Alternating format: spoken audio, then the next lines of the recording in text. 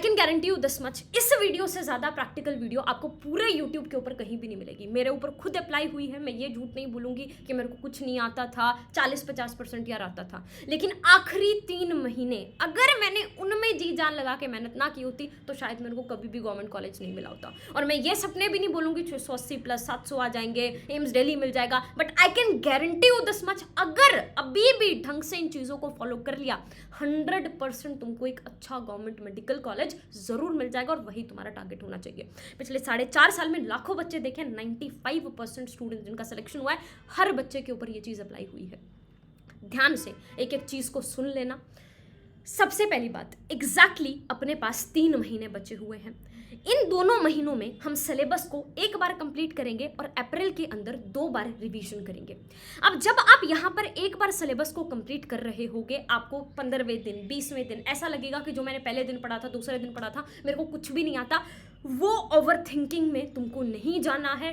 Trust me, आखिरी दिन तक अगर तुम लगे रहना, तुमको हर चीज हो जाएगी। हर चीज तुमको आती होगी। हमको लगता है कि हमको कुछ याद नहीं आ रहा, क्योंकि पहली बार जब होता है ना, पहली बार जब हम दिमाग में बिठाने की कोशिश करते हैं तो चीजें भूलने की टेंडेंसी होती है, लेकिन वही चीज जब दूसरी बार करेंगे जल्दी अपने को आ जाएगी, जल्दी रिवाइज हो जाएगी और जल्दी कंप्लीट हो जाएगी। इस बात को मेरी गांठ मार लेना, ओवर थिंकिंग से बच जाना, 100% तुम्हारा सिलेक्शन हो जाएगा। फेब मार्च एग्जैक्टली 60 डेज अपने पास है। 40 डेज में 60 से 70% सिलेबस कंप्लीट करने की कोशिश करेंगे। अगले 20 दिन में बचा हुआ 20% सिलेबस, थोड़ा 10% बच जाएगा, उसको हम अप्रैल में कर लेंगे रिवीजन के साथ। अब सुनना, क्या आपकी अप्रोच होनी चाहिए, कौन कौन सी किताबें आपको फॉलो करनी है, क्या चीज़ें आपको करनी है। 40 डेज आपके पास है तो अप्रॉक्सीमेटली क्या करो, सारे सिलेबस को 8 पार्ट के अंदर डिवाइड कर लो मोटा मोटी। यानी 20 दिन आपको क्लास 11th के लिए मिलेंगे, 20 दिन क्लास 12th के लिए। इस क्लास 11th के सिलेबस को 4 पार्ट्स में डिवाइड कर लो। क्लास 12th के सिलेबस को भी 4 पार्ट्स में अपने पास डिवाइड कर लो। अब क्या करना, अब हर 5वें दिन अपने ऊपर एक चेक रखना। आपने क्या किया, ये आपका क्लास 11th का सिलेबस था, आपको इसने 4 पार्ट्स में डिवाइड कर लिया, राइट। आपने इसको 4 पार्ट्स में डिवाइड कर लिया। अब क्या होगा, 5th डे पर जो आपका फर्स्ट पार्ट डिवीजन का था वो कंप्लीट हो जाना चाहिए। 10th डे पर आपका सेकंड पार्ट हो जाना चाहिए, but I can guarantee you this much, आप 100% कंप्लीट नहीं कर पाओगे। आपका 60 से 70% ही कंप्लीट हुआ होगा। 50% तक भी होगा तब भी आप सेफ हैं, चलेगा। अब इस वाले पार्ट को ड्रॉप कर देना और अब दूसरे पार्ट की तरफ बढ़ जाना। ये जो बच जाएगा 20 से 30%, इसको जब हम वापस आएंगे ना यहाँ पर, इसमें कर लेंगे। तो 5 दिन जितना हो सकता है करने की कोशिश करना, उसके बाद जो रह गया ना उसको कुछ देर के लिए छोड़ देना, वापस आएंगे उसके ऊपर हम उसको कंप्लीट करने के लिए। अब अगले 5 दिन में अगला जो टारगेट आपने रखा था उसका कंप्लीट करने की कोशिश करना। 100% कभी भी टारगेट आपका कंप्लीट नहीं हो पाएगा। अप्रॉक्सीमेटली 10th मार्च तक आपका 60 से 70% सिलेबस हो चुका होगा, राइट। अब क्या हुआ, अब बचे अपने पास 20 दिन। इसी तरीके से क्लास 11th को हमने 2 पार्ट्स में डिवाइड कर लिया और अपने पास क्लास 12th को भी 2 पार्ट्स में। यहाँ पर भी 5-5 दिन के ऊपर हमने चेक रखा। सिर्फ बचा हुआ जो आपका 20 से 30% सिलेबस है उसको कंप्लीट करने के लिए। इसमें भी कुछ बचा रह जाए तो कोई दिक्कत वाली बात नहीं है, उसको अप्रैल में कर लेंगे। मार्च के एंड तक अपना सिर्फ एक टारगेट है, as much as possible syllabus हमको कंप्लीट करना है। 1 अप्रैल को फुल सिलेबस टेस्ट देना। मैंने जब दिया था मेरे 410, 15, 20, 30 ऐसे कुछ नंबर थे, 433 थे शायद, I am not 100% sure, but 450 से कम नंबर थे। आपके भी ऐसे ही आएंगे। उसके बाद अब जब आपका, जैसे आपने फेब में डिवाइड करा था, उसका शुरू से रिवीजन करना स्टार्ट करना, 20th तक कंप्लीट करना। 20th को जो एक्सपोनेंशियली तुम्हारे नंबर इंक्रीज होंगे ना, तुमको मतलब ऐसे सरप्राइजिंग लगेगा। क्यों? क्योंकि एक बार हमने सब कुछ पढ़ लिया, अब आखिरी दिनों में हम उसको सबको फटाफट पाइल अप करते जा रहे हैं। अब वो चीज़ हमारे दिमाग में रिटेन हो गई है, अब हमको याद है। आखिरी महीने में अगर कोई स्टूडेंट्स बहुत प्रिपेयर हो, देना भाई हर रोज टेस्ट, तुमने बहुत सुना होगा यूट्यूब के ऊपर बहुत टॉपर्स का हम हर रोज टेस्ट देते थे। मैंने अपने फर्स्ट अटेम्प्ट में ये गलती सबसे बड़ी करी है, मैं हर रोज टेस्ट देने लगी। टेस्ट हम क्यों देते हैं? अपने आप को चेक करने के लिए, मुझे कितना आता है नहीं आता। अब जिसका पूरा का पूरा प्रिपरेशन हो चुका है उसको तो और कुछ काम है नहीं, तो वो तो हर रोज टेस्ट ही देगा। लेकिन जिसकी प्रिपरेशन नहीं हुई है, 4 दिन के आसपास में एक टेस्ट देना, अदरवाइज हर रोज टेस्ट मत देने बैठ जाना। मैंने खुद गलती करी है, मान लेना इस बात को, ट्रस्ट मी, मान लेना। पहले अटेम्प्ट में 291 नंबर थे, मान लेना। गलती कर रखी है, दूसरों की गलती से सीख लो, सबसे बड़े समझदार बनोगे। 20 दिन, 20 अप्रैल के आसपास तक पूरा रिवीजन एक बार फिर लगा लेना। फिर भी 5-10% जो बचे, फिर उस अप्रैल में आखिरी 10 दिन में लास्ट रिवीजन हम लगा के जाएंगे। और नीट के 4-5 दिन पहले तो फिर अपने पास पाइल अप करेंगे चीज़ों को में। कौन कौन सी किताबें फॉलो करनी है, कैसे करना है? फिजिक्स में सबसे पहले नोट्स, किसी चैप्टर के नहीं हैं उनका एक अच्छा सा वन शॉट देखो और अपने नोट्स बना लो। ट्रस्ट मी, नोट्स बना लो। तुम्हारे खुद के नोट्स तुम्हारे पास होने चाहिए, किसी और के मांगते मत फिरना। उसके बाद उन नोट्स को 5 से 6 बार रिवाइज करना है। मैं इस बात को हमेशा मेंशन करती हूँ। हर कोई बोलेगा नोट्स बना लेना, नोट्स के बाद अपने पास उसके क्वेश्चन सॉल्व करके देखना। मैं ये चीज़ अलग से लाइन पता है क्यों मेंशन करती हूँ? कभी ना तुम सिर्फ नोट्स पढ़ के चले जाना और टेस्ट देने चले जाना, 200 क्वेश्चन आएंगे ना, 150-160 क्वेश्चन तुम ईजिली कर लोगे।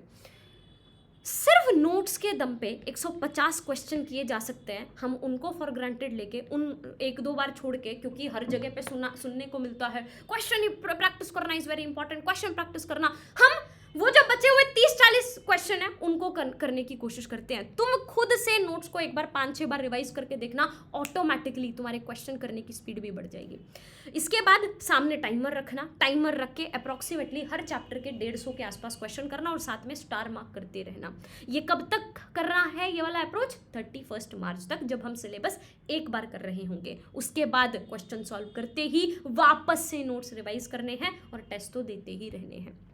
बायोलॉजी में अगर आप, मैं तो बोलूँगी सीधा एनसीईआरटी पढ़ना शुरू कर सकते हो। उसमें कुछ टॉपिक नहीं आएंगे, कुछ टॉपिक का आप यूट्यूब के ऊपर वीडियो देख लेना, बहुत छोटे टॉपिक्स की वीडियो भी है, या फिर किसी टीचर का वन शॉट है उसको फॉरवर्ड करके सिर्फ वो पर्टिकुलर टॉपिक देख लेना जो समझने का है। और जो कॉन्सेप्चुअल चैप्टर्स हैं उनका एक वन शॉट देख लेना। फॉर एग्जाम्पल जेनेटिक्स हो गया, मैं पढ़ा दूंगी तुमको, अगर चाहिए तो मेरे को कमेंट सेक्शन में बता देना, मैं जेनेटिक्स के दोनों चैप्टर तुमको पढ़ा दूंगी। तो इस टाइप के एक बार वन शॉट में पूरा एक डिटेल एनसीईआरटी का सब कुछ, ठीक है, ये अपने पास यहाँ पर हो गया। उसके बाद फिर उसके 100-150 क्वेश्चन तुमने करे और फिर से एनसीईआरटी। बस हर 10 मिनट में एक सामने टाइमर रखो ऐसे अपना, 10 मिनट में टारगेट लो, 10 मिनट में एक पेज, फिर अगले 10 मिनट में दूसरा पेज, फिर अगले 10 मिनट में पहला और दूसरा पेज वापस रिवाइज। हर एनसीईआरटी के अंदर 7 से 10 पेज लगा लो अप्रॉक्सीमेटली। एक चैप्टर में 10 पेज होते हैं, 10 पेज अपने पास यहाँ पर हैं, 2 पेज आपके 30 मिनट में होंगे, क्योंकि पहला पेज 10 मिनट, दूसरा पेज 10 मिनट, अगली 10 मिनट में दोनों पेज। तो आपके 1 घंटे में कितने पेज हो पा रहे हैं? 4। तो 3 घंटे में आपके 12 के आसपास पेजेस हो सकते हैं टेक्निकली। एक चैप्टर आपका 3 घंटे में बायोलॉजी का इजीली कंप्लीट हो सकता है। बीच में जो टॉपिक्स नहीं समझ में आ रहे हैं उनका एक यूट्यूब उठा के देखो, वीडियो अपने पास देख लो, चीज़ें आसान हो गई। एनसीईआरटी खुद पढ़ सकते हो तुम बिल्कुल ईजिली अपने पास। उसके बाद केमिस्ट्री। इनऑर्गेनिक में जैसे बायोलॉजी में मैंने बोला, एनसीईआरटी वैसे ही बार बार पढ़नी है, वही अप्रोच। फिजिकल में जैसे मैंने फिजिक्स बोला, एग्जैक्ट सेम अप्रोच। ऑर्गेनिक में सिर्फ एक छोटी सी अप्रोच चेंज है, नोट्स बनाने के बाद उनको 4-5 बार रिवाइज करने के बाद भी आपको 100% कभी भी याद नहीं होगा, क्योंकि इसमें याद करने की चीज़ें हैं। आप क्या करना, क्वेश्चन सॉल्व करने बैठ जाना। जब क्वेश्चन सॉल्व करोगे एकदम याद आएगा, ओ शिट उस पेज के ऊपर ये लिखा हुआ था, याद नहीं आ रहा, नोट्स खोल के देख लेना। इस तरीके से आप क्वेश्चन करते करते ही ऑटोमेटिकली जो चीज़ें आपको कम याद होंगी उनको याद कर लोगे। फिर से नोट्स रिवाइज करो और टेस्ट देते रहो। ये चीज़ें अगर तुमने कर ली मार्च तक, एक बार तुमने पूरा का पूरा सिलेबस ऐसे कंप्लीट कर लिया, तुमको सिलेक्शन से कोई गारंटीड नहीं रोक पाएगा। बस इतनी सी चीज़ों को फॉलो कर लेना। ये मत सोचना कितना याद रह रहा है, नहीं रह रहा है। तुम्हारा काम होना चाहिए एक बार फटाफट सब चीज़ों को कंप्लीट कर लेना। अब आती है बात अप्रैल में। अप्रैल में बस इन नोट्स जो तुम्हारे पास है ना, इनको लेके बैठ जाना, पागलों की तरह इनको रट देना। जो स्टार मार्क करे हैं तुमने क्वेश्चन, सिर्फ उनको करना और टेस्ट देना। मैं बोल रही हूँ, फिर बोल रही हूँ, फिर बोल रही हूँ, notes are the most important thing and test देना। ये 2 चीज़ें बहुत इम्पॉर्टेंट है। इसके बाद कुछ चीज़ें हैं जो मैं बोलूँगी परफेक्शन के लिए, जो मैंने लाइफ में अपने एक्सपीरियंस के साथ एमबीबीएस ख़त्म करते ये चीज़ें सीखी हैं मैंने। परफेक्शन की उम्मीद मत करना बेटा जी। तुमको लगेगा, मैं अपना तुमको अपना ही दिखा देती हूँ। अभी आई एम स्टडिंग राइट, मेरे एग्ज़ाम खुद के भी आने वाले हैं एंड फाइनल ईयर का एग्ज़ाम्स जस्ट मान के चलो जैसे तुम लोगों का नीट है ना, इतना ही टफ होता है, इतना इंपॉर्टेंट होता है, किसकी कहाँ सप्ली आ जाएगी पता नहीं चलता। बहुत सिलेबस है, अनगिनत सिलेबस है। मैं तो बोलूँगी तुम्हारे नीट मेरे को अब आसान लगता है कि यार नीट ही ठीक था। 30 जनवरी जैसे कल था, मैंने सोचा था 9 लेक्चर्स कंप्लीट करूँगी, मेरे से नहीं हो पाए, 7 मेरे से हो पाए, 2 मेरे रह गए। उनको मैं आज अगर मेरे को टाइम मिला मैं करने की कोशिश करूँगी। आज मैंने 10 लेक्चर्स प्लान कर रखे हैं जिसमें से 9 मैं ऑलरेडी कर चुकी हूँ। 10वां इसके बाद अपने पास जैसे ये वीडियो बनाऊँगी उसके बाद कर लूँगी। फिर मैं अपने वो बचे हुए 2 करने की कोशिश करूँगी अगर मेरे पास टाइम बचा तो। नहीं बचा मैं फिर कभी अपने पास कर लूँगी, लेकिन मैं परफेक्शन की उम्मीद नहीं करूँगी। मैं ऐसे नहीं सोचूंगी कि यार कल तो मैंने, आज तो मेरे 10 लेक्चर हो गए, उसके बाद मेरे को शाम को टाइम भी मिल गया और कल मेरे से 5 लेक्चर भी नहीं हो पा रहे थे। हर रोज इक्वल नहीं होता यार। ये मत सोचो कि आज मेरे अंदर इतना जोश है कल भी उतना होगा, ऊपर नीचे होगा, लेकिन कंसिस्टेंसी को अंडर एस्टिमेट मत करना।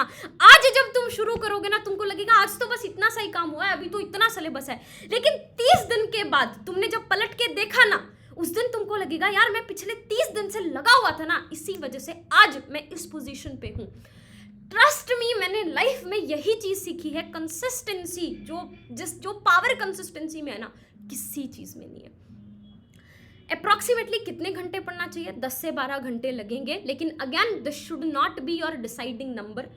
लेक्चर वेक्चर के साथ सब 10 से 12 घंटे इफेक्टिव स्टडी करना। 3 घंटों के स्लॉट में आप पूरे दिन को डिवाइड कर सकते हो, बीच में अच्छे ब्रेक्स लो ताकि वो 3 घंटे के स्लॉट जो हैं वो इफेक्टिव हो। अगेन किसी दिन हो सकता है वो 12 घंटे ना पढ़े जाए, 8 पढ़ लेना, पर पढ़ लेना। स्लीप पे कॉम्प्रोमाइज़ मत करना, ऑड टाइम्स पे मत उठना।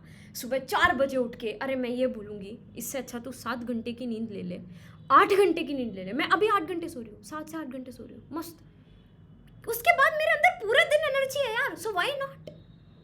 इन स्पाइट ऑफ आप 5 घंटे सो, ठीक है, तुमने 2 घंटे बचा लिए, अब बाकी पूरा दिन तो तुम्हारा प्रोडक्टिव है ही नहीं, तुम झटके ले रहे हो, क्या फ़ायदा है। 7 बजे नींद खुलती है, 7 बजे उठो, जब उठो तब पूरे दम के साथ लगा दो।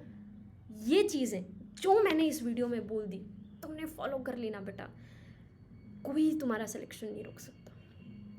सिर्फ 3 महीने की बात है, साम दाम दंड भी जो लगता है जैसे लगता है लगा दो, बीच में डाउन आएगा उससे डीमोटिवेट खुद को मत होने देना, बस that should be your target.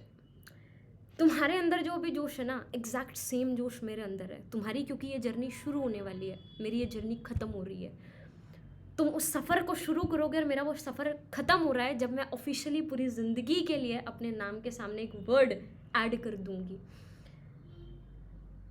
मेरे को ना हमेशा ऐसे ही जब भी अभी मेरे को कभी भी डीमोटिवेशन होता है ना, मैं बस अपना एक ही नाम इमेजिन कर रही हूँ, डॉक्टर रक्षिता सिंह, डॉक्टर रक्षिता सिंह, बूम। ट्रस्ट मी, अपना नाम ना एक बार इस कमेंट सेक्शन में लिख के देखना, नाम के सामने डॉक्टर लगा के, जो तुमको एनर्जी मिलेगी। और अगर बेटा तुमको एनर्जी नहीं मिल रही, फिर सच्ची प्रिपरेशन नहीं है तुम्हारी, फिर तुमको नहीं चाहिए ये चीज़, फिर तुम किसी और के दबाव में कर रहे हो। क्योंकि मुझे तो ऐसे लगता है आधे से ज़्यादा लोग, हम लोग पूरा MBBS सिर्फ वो वर्ड के लिए काट जाते हैं। जितने भी दुख है सिर्फ उस वर्ड के लिए झेल जाते हैं, उस टेस्ट के लिए झेल जाते हैं, उस एप्रन के लिए झेल जाते हैं। All the very very best. मैंने पिछले 2 महीने से जानबूझ के कोई वीडियो नहीं बनाई, मैंने कोई वीडियो नहीं बनाई थी, because I am very busy. मेरे को इतना सिलेबस है, 2 घंटा सीधा जाता है एक वीडियो बनाते ही। मेरा एक कोर्स भी चल रहा था, हर रोज़ 2-2 घंटा भी पढ़ा रही थी, तो एकदम टाइम नहीं था। बट आई वाज लाइक यार आखिरी 3 महीने ने मेरे को जो दिया है, मैं चाहती हूँ कि हर स्टूडेंट को वो चीज़ का पता हो और वो उन चीज़ों को फॉलो करे। ये exactly as it is follow कर लेना। एक बार कमेंट सेक्शन में नाम लिख के देखना।